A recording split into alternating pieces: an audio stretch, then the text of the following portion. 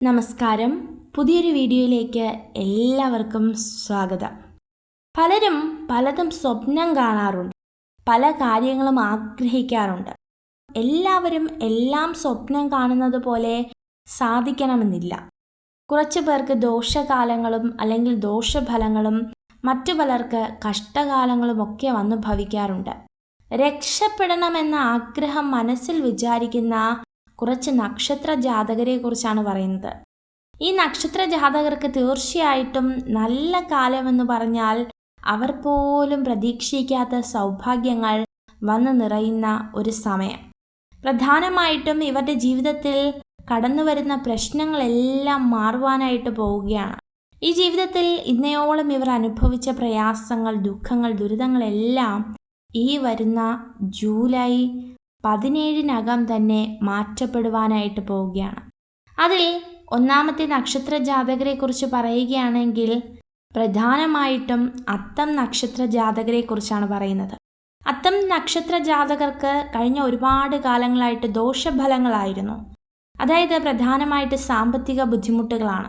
എത്രയൊക്കെ കുടുംബത്തിന് വേണ്ടി അധ്വാനിച്ചിട്ടും എത്രയൊക്കെ എല്ലാവരെയും നോക്കിയിട്ടും നിങ്ങൾക്ക് ഏറ്റവും അവസാനം ലഭിച്ചത് പഴികളും ദുഷികളും അവഗണനകളും ഒക്കെയാണ്.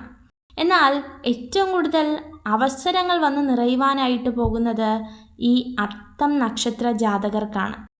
പ്രധാനമായിട്ടും വളരെയധികം ധനം നിങ്ങളുടെ ജീവിതത്തിലേക്ക് കടന്നു വരുമെന്നതിന് യാതൊരു സംശയവുമില്ല.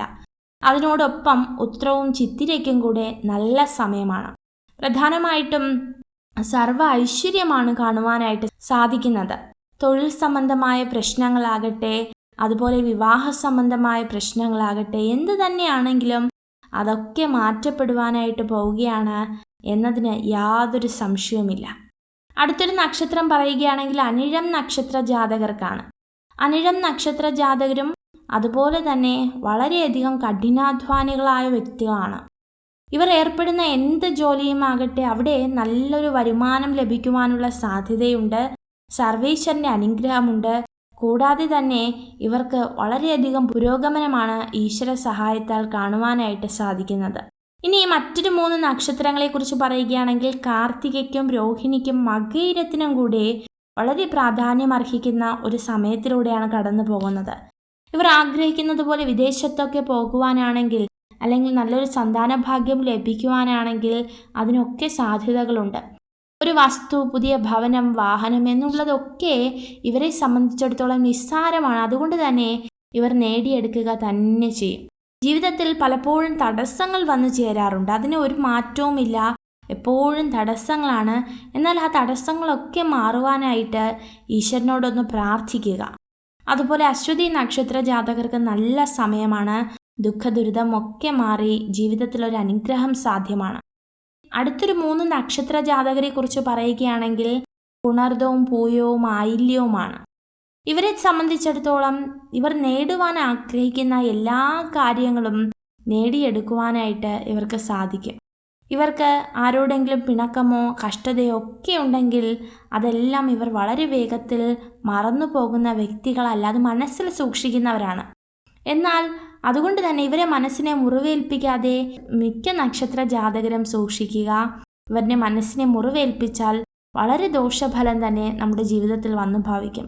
പ്രത്യേകിച്ച് ശിവഭഗവാന്റെ അനുഗ്രഹമുള്ള ഒരു നക്ഷത്രം കൂടെ ആയതുകൊണ്ട് തന്നെ ഇവരുടെ ജീവിതത്തിൽ വലിയ ഭാഗ്യങ്ങൾ കടന്നു വരും. എത്ര പ്രതീക്ഷിച്ചാണോ നിങ്ങളൊരു കാര്യം ചെയ്യുന്നത് അതൊക്കെ വളരെ വേഗത്തിൽ സാധ്യമാകുമെന്നുള്ളതിന് യാതൊരു സംശയവുമില്ല. അതുകൊണ്ട് തീർച്ചയായിട്ടും ഈ നക്ഷത്ര ജാതകരാകുന്നു അല്ലെങ്കിൽ ഈ നക്ഷത്ര ജാതകരുടെ ജീവിതത്തിലാണ് വലിയ ഭാഗ്യങ്ങൾ കടന്നു വരുവാനായിട്ട് പോകുന്നത്. എത്രയൊക്കെ പ്രയാസങ്ങളുണ്ടെങ്കിലും എത്രയൊക്കെ കഷ്ടതകളുണ്ടെങ്കിലും അതൊക്കെ മാറുവാനായിട്ട് പോവുകയാണ് എന്നതിന് യാതൊരു സംശയവുമില്ല. അപ്പോൾ ഇതൊക്കെയാകുന്നു ഇന്നത്തെ വീഡിയോ.